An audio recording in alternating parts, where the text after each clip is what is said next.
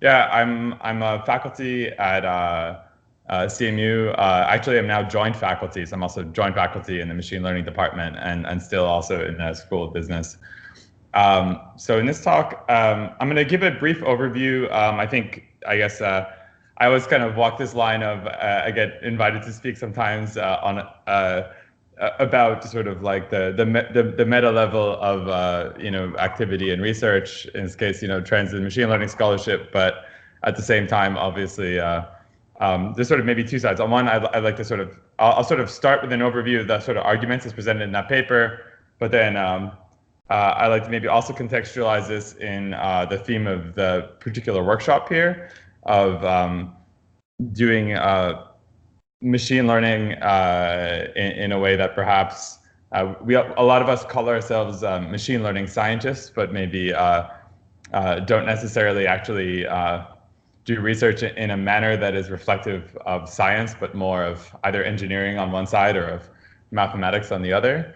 And so I'll talk maybe a bit about sort of the culture and possibilities of doing that kind of work and some examples of how I've tried to do that in my own work, and kind of wrap up with maybe some discussion of this theme of the workshop about pre-registration or pre-acceptance of an idea on account of the experiment it wishes to address. So let's see. Great.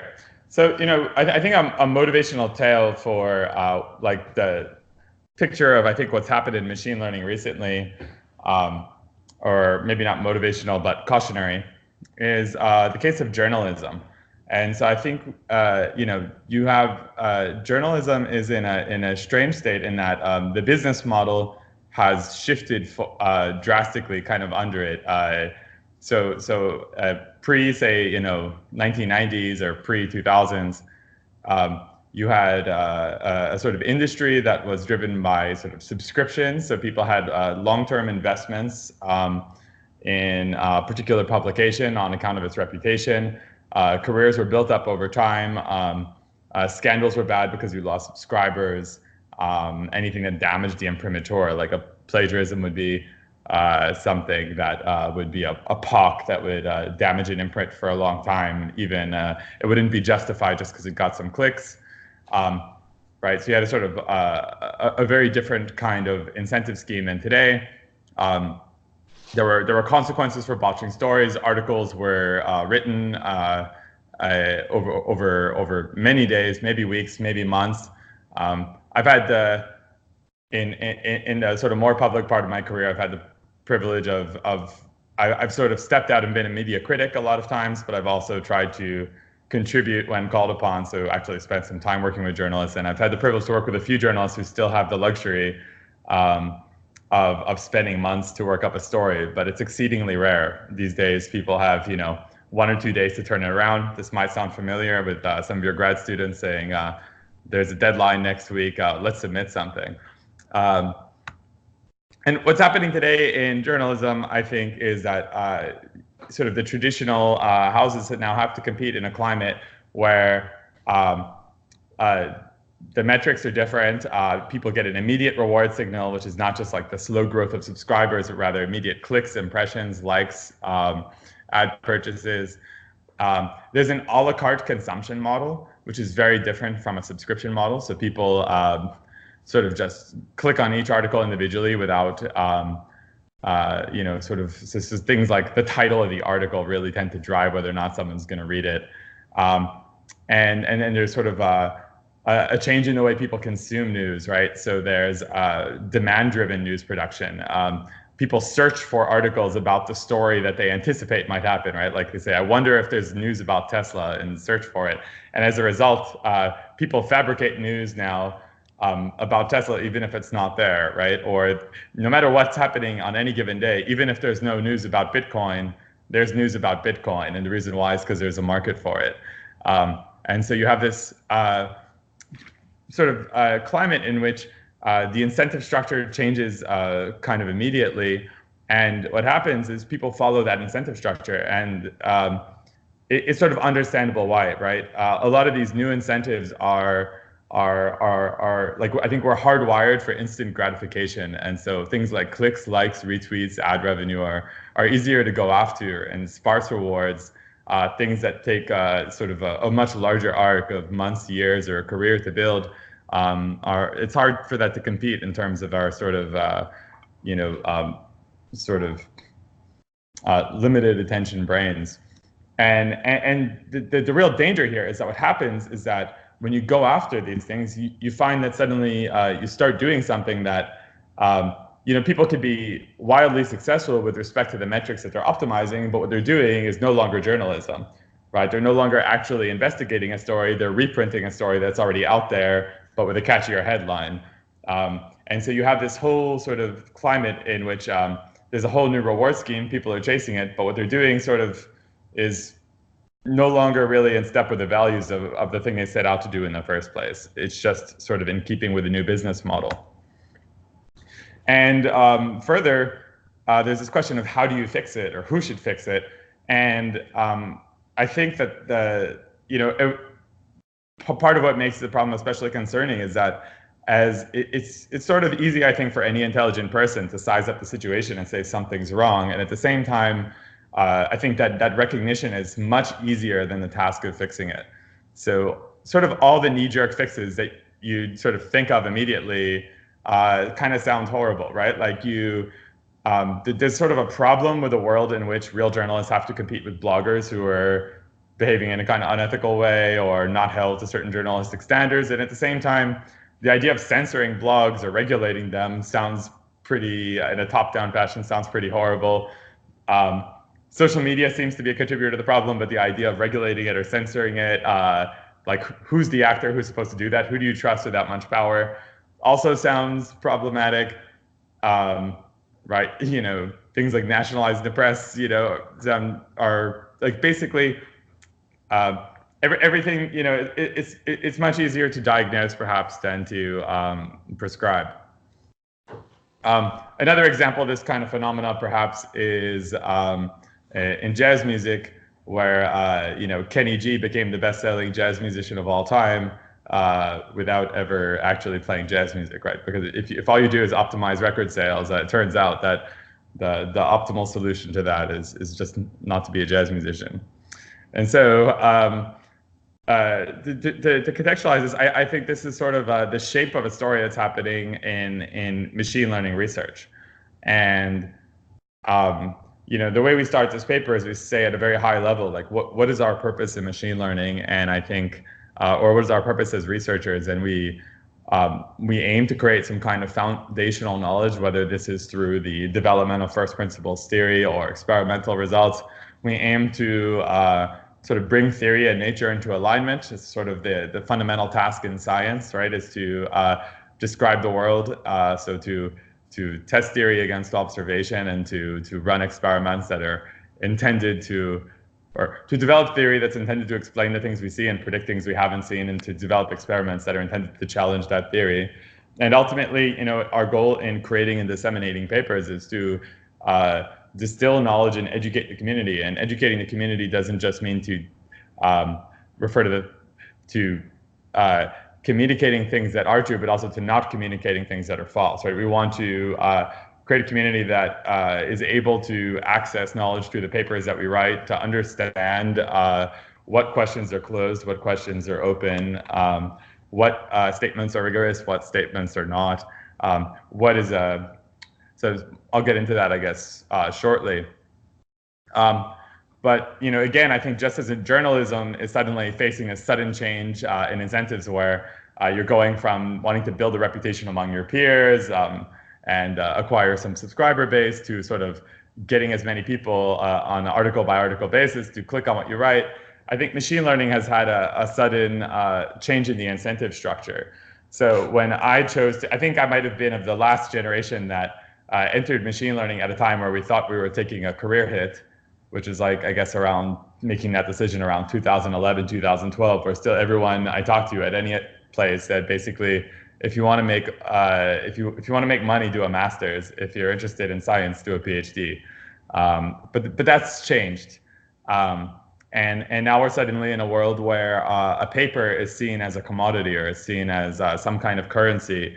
I remember during my PhD talking to startups that were trying to hire PhDs where they would even incentivize pay by getting the company's name on a paper.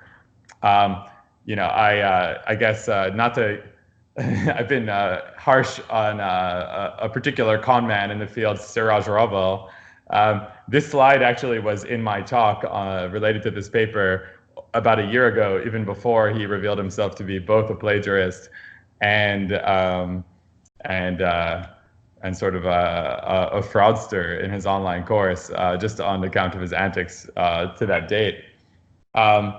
And of course, I think there's sort of a sort of strange, like things like Google Scholar are great resources for navigating the community, but I think there's also a strange myopic focus on bibliometrics that often I see kind of a pattern emerging where people are directly trying to optimize it, or thinking about it quite a bit too consciously at the time that they're writing a paper in the first place. And often mentioning it as, in and of itself, like the justification of the worth of an article, even at a time when a lot of papers are highly cited for presenting results that are just fundamentally wrong.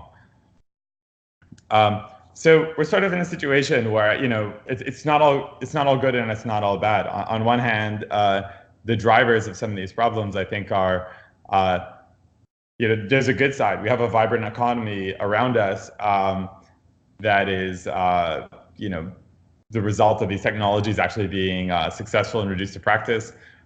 This results in financial resources that are available that pay for lucrative salaries, the ability to even do research in industry as a full-time career. I remember when I was in PhD, or when I was first entering, it was sort of the understanding was that research, you would either wind up as faculty, you would wind up at MSR, which was considered faculty without teaching, or you would basically become a software developer 6 years late on your career and kind of never catch up with your peers who just became software developers right off. So the privilege we enjoy is partly a result of all this interest. And there are a lot of upsides to the current climate, like the fact that there's so much wider interest in machine learning and such a big market for it has resulted in a lot of good things. Among them are the fact that there's really strong tooling, abundant tutorials, things that should be easy to learn actually are easy to learn these days, I think probably more so than at any other point in time. Even in a lot of ways, the rapid influx of people into the community, or the ease of onboarding, is in and of itself a good thing. But the flip side is we have overburdened reviewers. We have this emergence of a whole set of new incentives that I think people are, distracted by, that are grossly sort of unaligned with the incentives of scholarship.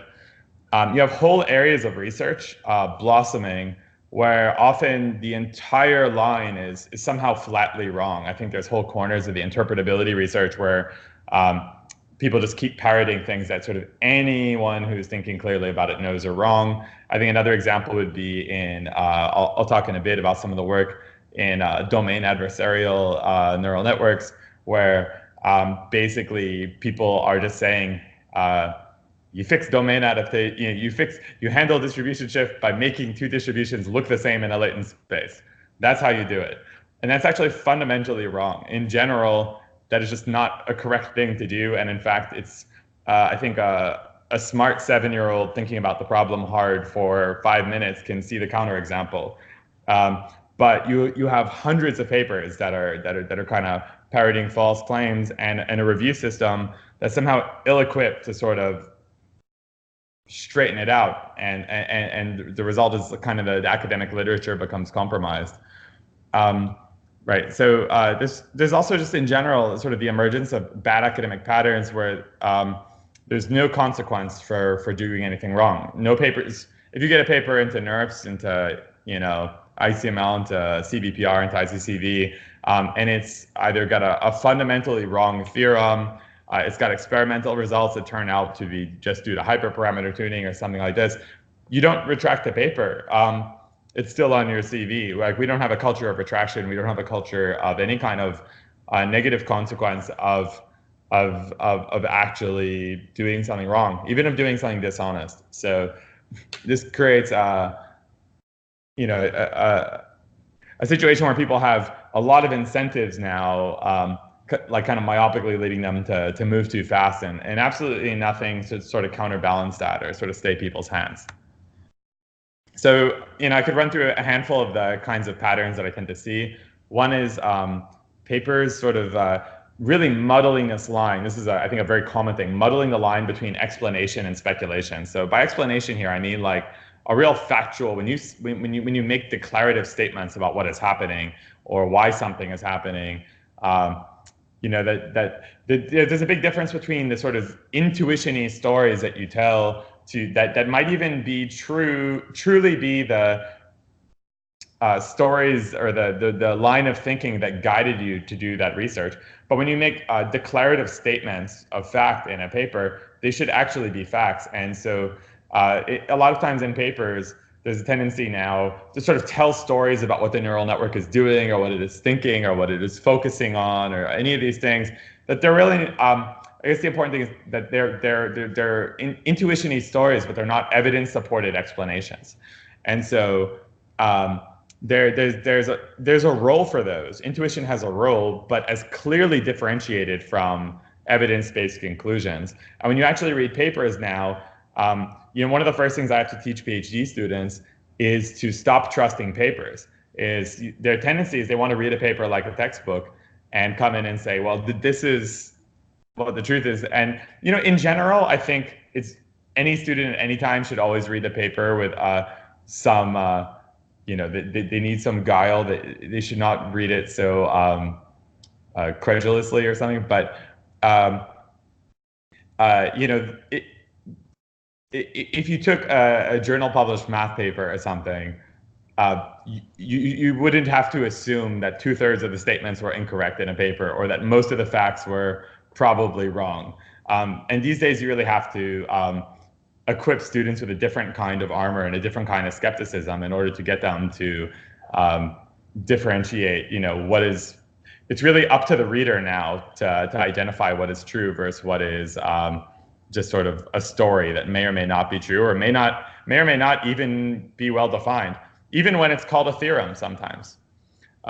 So this modeling of explanation and speculation, and I'm going to try to go light on the specific examples of this. In the paper Troubling Trends, we name a lot of examples, but we're very careful, and the medium of writing gives you the ability to be that careful and to revise, and I don't want to take sort of a careless sweep at a particular paper.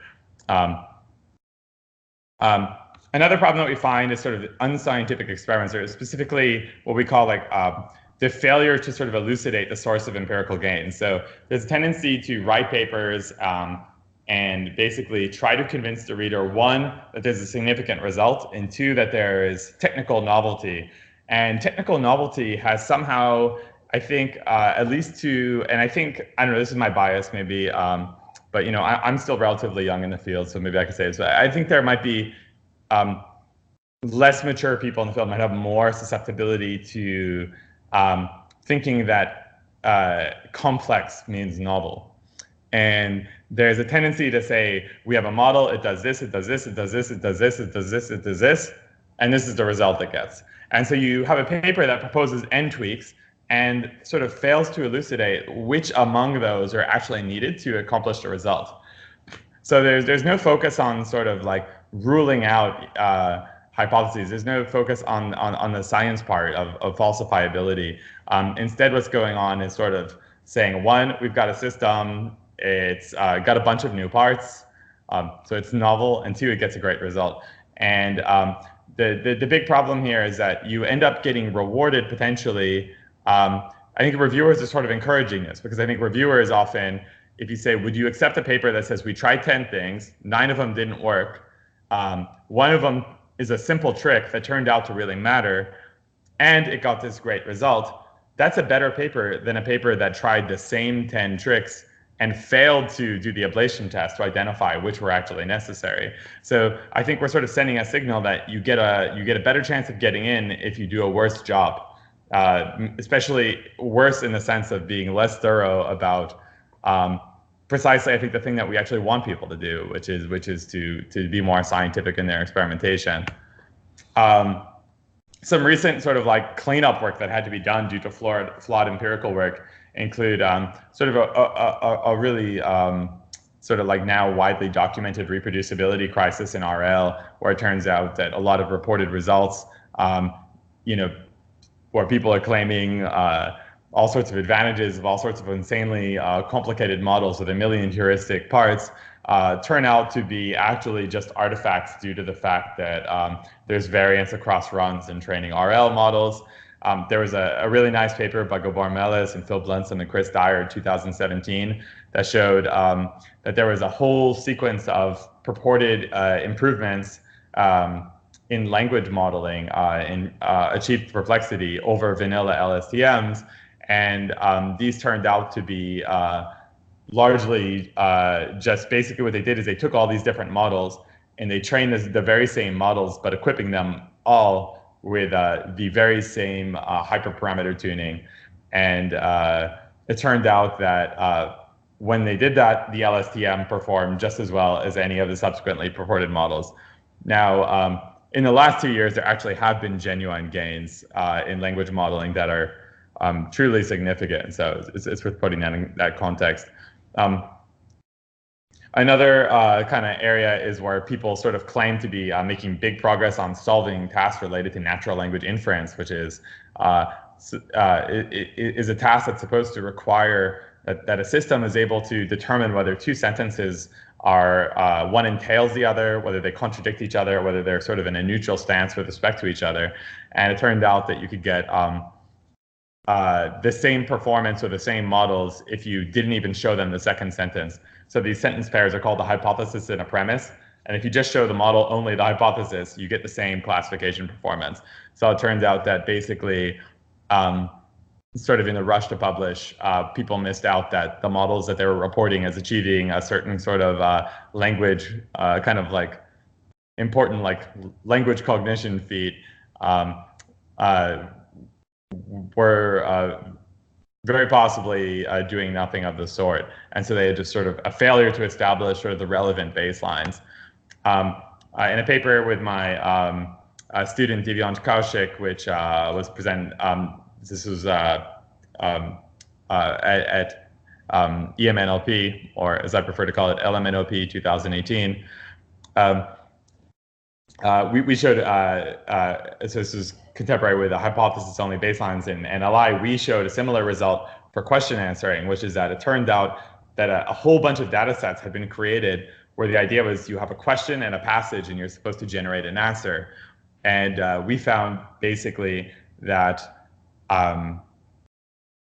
you could, for many of these data sets, train the same models, either feeding it a random question instead of the real question, or scrambled text instead of, or a random passage, or when it was a span selection task, then just a random text with the candidate spans just dispersed in between them randomly, and get the same performance as you did from the actual data set. So basically, there was a whole line of research on what was called reading comprehension, and a whole line of claimed contributions that specifically talked about, so this harkens back to the issue of explanation versus speculation, told some complex story about how the neural network is focusing on the question and then sort of co-attending to the question and the passage, and using these attention mechanisms to refer back and forth between one and the other in some complex way,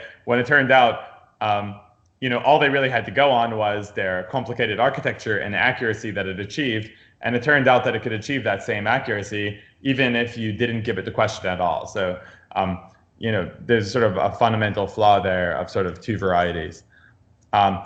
Another case here is where people, so this is those results on the baby task that were presented to the public as AI complete QA. I'll talk about another issue here upcoming, which is sort of problematic use of language. And so one thing here is, another thing was that sometimes what they do is they present these tasks where the passage is especially long, and that is supposed to be part of the challenge.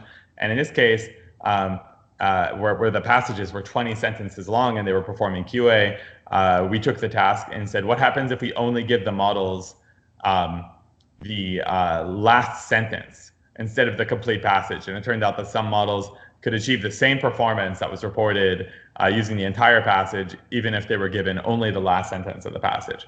So again, this is a case of someone sort of making a claim about what the model's doing and sort of failing to do the work of sort of like trying to falsify their own hypothesis. So I guess you know what Popper would have them do, or even what I think Kuhn would suggest you should do. A third kind of bad pattern that we come across is mathiness, and I'll be really careful here because a lot of people read the Troubling Trends paper and then they just pick up a paper that has a lot of theorems in it and they're like, aha, that's mathiness. Math sucks, whatever. And that's not the point that we are making. My co-author in this, Jacob Steinhardt, is himself a serious mathematician. I don't consider myself to be a serious mathematician, but I think both of us have a serious respect for actual mathematics. The problem here, what I would call mathiness, is a sort of pattern where math is sort of abused or used to the wrong ends in a paper. And so the purpose of math, we believe, is to bring clarity. When you have an argument that could be made and really distilled into mathematical statements and about which mathematical guarantees could be made, that's terrific. The big problem is when the purpose of the math in the paper is not to clarify, but rather to obfuscate.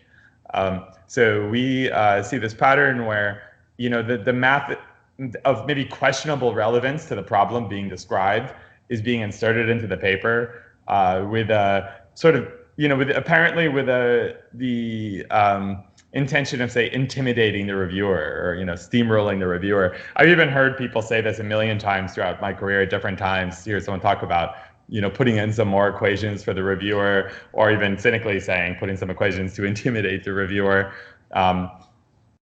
You know, I think in the very first paper that I wrote in my PhD postdoc, and not even to endorse the practice, just as a sort of statement of reality, said, I think you need more equations. And, you know, I think there is that kind of attitude that people carry around, and the result is sort of, you know, you wind up with these either just kind of like vacuous math, which is just there to confuse the reader, which is sort of bad, or even worse, you know, misleading math. And I think the term mathiness, and I think this is actually where perhaps the more insidious variety, I think the worst kind is the sort of third bullet point here. And so the word mathiness, we actually borrow it from economist Paul Romer. And the worst part of mathiness, or the worst form of it, is basically when it's used to sort of patch over a paper that's actually either has like weak or incorrect arguments. And one way that you could sort of fool someone when your paper is sort of wrong or not quite making a point it claims to, is to have a bunch of math in the paper, and there's a pattern whereby sort of the weaknesses in the math are hiding in the text. So the math is expressed in terms of some terms that you realize only when referring back to the text to try to figure out what do these terms actually mean, that some of them are either not well defined or not well defined, you know, in the context of their problem, and that the weaknesses in the text are hiding behind the theorem, you know, as shown and as proven in theorem 3 or something like this. And so you could have a situation where the theorems are either not correct or not well defined, but in order to understand that, you have to go from the theorems back to the text, and the text doesn't make sense and it's hiding behind spurious theorems. So an example of, you know, where, yeah. So just to let you know, we probably need to wrap up in like 5 minutes-ish. Okay, so I'm gonna leap ahead a little bit. So a kind of final thing here is in the literature on deep domain adaptation, where basically you have paper after paper describing what they're doing by reference to a theory due to Shai Ben David from 2009, I suppose, where basically he bounds the target error by a sum of 3 terms. And it turns out what deep domain adaptation models do is they minimize the first 2 terms, and they claim that this somehow is theoretically guaranteed or theoretically principled on account of some kind of hand-wavy discussion of a theorem from a paper that they haven't read. And the real danger here is that actually it turns out that minimizing the sum of these 3 terms is a sufficient but not necessary thing to do. And sometimes minimizing the first 2 terms is a fundamentally incorrect thing to do, because the second term is, sufficient but not necessary to minimize, but sometimes it's the incorrect thing to minimize, and when you minimize it, you explicitly maximize the third term, which actually lower bounds the target error. A final sort of pattern that we see is sort of using suggestive or anthropomorphic language, which sort of uses the names of things, the names that you give to tasks, to variables, to components of your model, to suggest capabilities that they don't really have, like thought vectors, consciousness priors, naming the task reading comprehension versus answer prediction, curiosity, fear. I'm responsible for one of those terms. I won't tell you which one. Or sort of whenever semantic is used these days in the context of natural language processing and deep learning, it's usually to refer to something that has nothing to do with semantics. There's also a problem of using sort of overloaded technical language and then slipping by reviewers. So for example, if you see the word deconvolution in a paper, you don't know if they mean a transpose convolution or if what they're doing is actually a deconvolution, which is an inverse convolution. So basically, you put the community in a state where now people no longer know what words mean when they read papers, because the gatekeepers have allowed the technical jargon to be so incredibly polluted. And again, another thing is when claims are made in terms of suitcase words that just fundamentally don't have any clearly defined meaning. When people say, we present a model and it is fair, or we present a model and it is interpretable, even when these words are just so horribly overloaded and have no sort of agreed upon meaning, this is a big problem both to the research community, but also to the broader public that's reading these papers and is given this sort of false impression that these problems have been solved when they haven't. So again, so I've got like 4 minutes or 3 minutes or something? Yeah, 3 minutes is good. Right. Okay, so again, these are tough problems. We should try to fix it, but it's not quite clear who should act, what variables we can intervene on. I think individual change, like being conscious of these problems and not doing them. Each of these problems has a corresponding remedy, which is just don't do it. And I think we can each do a better job. Community level change is harder. I think we want a bigger community. We want all this interest. We want to grow the community, but at the same time, we don't want to have too many papers in our pile.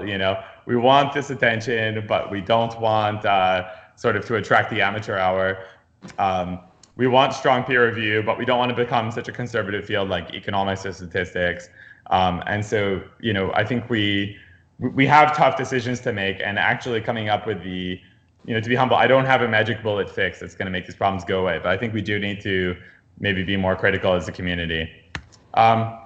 Just kind of skipping ahead a little bit, just to the theme of the workshop, I just want to kind of wrap up with this.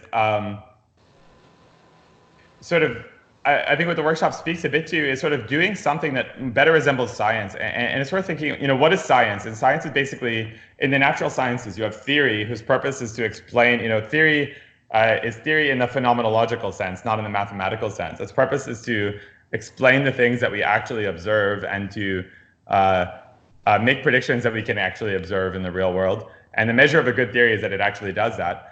And the purpose of experiments is to increase our understanding.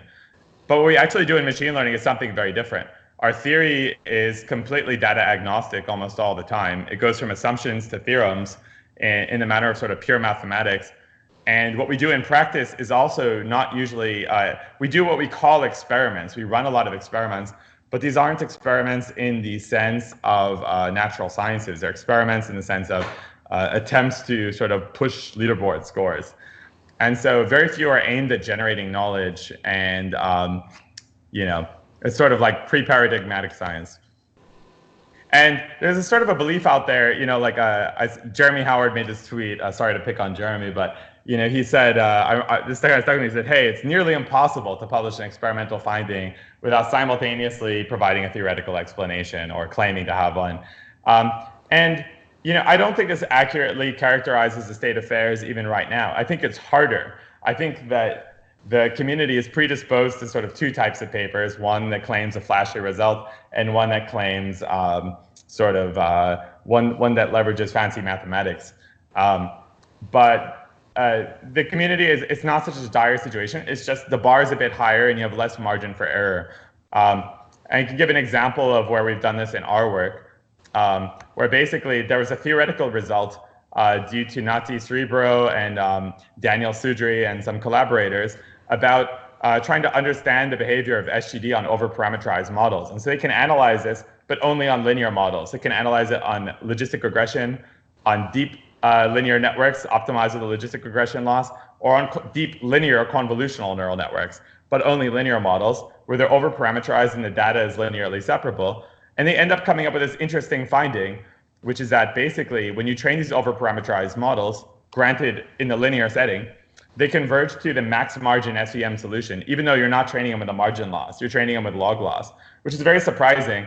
But this bugged me, and it bugged me precisely because if you converge to the margin loss, this is a solution that doesn't depend in any way on the weights of the examples. You can oversample the positive class, 10 to 1, you're going to get the same solution. And so if it turns out that this weight agnosticism is the same for deep learning as it is for these for deep nonlinear networks as it is for deep linear networks, then what the hell are we doing in all of these papers where we apply weighted loss functions? And so I'll skip ahead, but basically we went and we sort of inspired by the theory ran a bunch of empirical works. This is not an experiment we don't have a state-of-the-art result on CFAR. What we want to know is what the hell is the impact of importance weighting on deep learning? And what we ended up finding, and so this is plotting the blue and green lines so the blue and green areas are showing you the decision boundaries of a multi-layer perceptron. The red line is showing you the decision boundary of a linear model. We end up finding is that basically it turns out that the theory is this implication of the theory actually does hold, and that it just only holds over many epochs of training. So it turns out that actually empirically it appears that importance weighting has no impact in deep learning modulo the choice of early stopping, or it only has impact modulo the choice of early stopping. We've had, sort of in non-toy examples like on CFAR data, we're able to confirm this, and this was published in ICML. And I have some other papers of this flavor, about the impact of whether active learning actually works, whether it works when the data set has a longer shelf life than the models that you plan to use to train them. And so it is possible to do this work. It already is, in reference to just the questions posed by the workshop, I think it's a really interesting idea to pre-register hypotheses and to sort of pre-register experiments, and this idea of maybe even accepting them on that basis. But I would sort of say that the first step is that we need to actually have a culture of just people being interested in developing falsifiable hypotheses in the first place. I think there's an important distinction maybe to be made between pre-registering a hypothesis in terms of like the integrity of the experiments versus pre-accepting a paper on the basis of the proposed experiment. And maybe for super well-formed and potentially extremely expensive experiments to run, this makes a lot of sense. But I'd also just caution that it can be very hard to assess work without actually knowing the fine details of the experiments.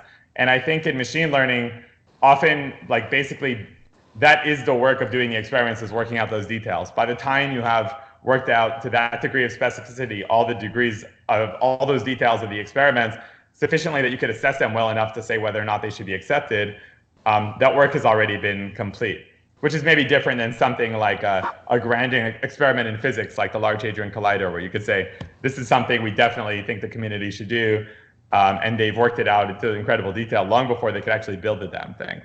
So anyway, I'll end there. I think I'm at the end of my time. these are some of the papers that I guess I discussed in the context of this talk. And yeah, thanks for letting me Skype in from the States. Perfect. Thanks very much, guys.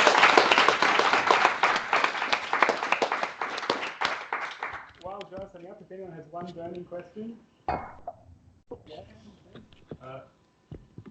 Firstly, thanks for a very nice talk. Interesting. I guess a lot of it was about incentives. Do you think changing the review process is the right point, or you mentioned different places which you can interact in the process? Do you think review is a good place to change incentives? Can you hear the question? Yeah. Do I think reviews are a good place to change the incentives? I think, right, I don't think it's a magic bullet, or I don't think it solves all the problems. I think there are some things we could be doing better in review. I think we could do a better job of maybe onboarding reviewers and educating them as to, and maybe vetting them. I think what happens right now is basically kind of lists go around, and you get begged over and over again to keep adding more names to it. And part of what happens is people get automatically asked to review if their names appeared on 1 or 2 papers. This can often mean that someone who, right, we have a sort of a culture of listing people as first authors, even when they maybe are not equipped to understand or write their own paper. Not always, but right, this sometimes happens with very junior students. It's kind of just the way we sort of support our young. But the downside is if someone without actually knowing them or having any firsthand knowledge of their readiness starts inviting them to review, this is a pattern that happens. I think there's some of that. I think there's certain parts of the review process that could make a really big difference. Like one of them is, I think it's a major change would be to just take like paper. I think there's a lot of papers that have a critical flaw, like something is misleading. So, like there's something that you need to change for it to be sort of correct and sort of safe for wider consumption. But the paper has some finding that really does deserve to be published. And I think it's a bit ridiculous that we don't have a mechanism for sort of shepherding papers or at least enforcing, something like a conditional acceptance. Like we accept it, but you have to make certain improvements to the paper, and these will actually be checked. And I think things like that would make a big difference. But again, I think it's a very hard problem, and I haven't been the general chair for, say, like a conference the size of ICCV or ICML. I'm at the area chair level, which means I'm figuring out what to do with 20 papers, not figuring out what to do with 8,000 papers. So I think it's a hard problem. But I mean, I guess the short answer is I think there are things we can do better in peer review, even if that's not the whole picture. All right, thanks very much, Zach.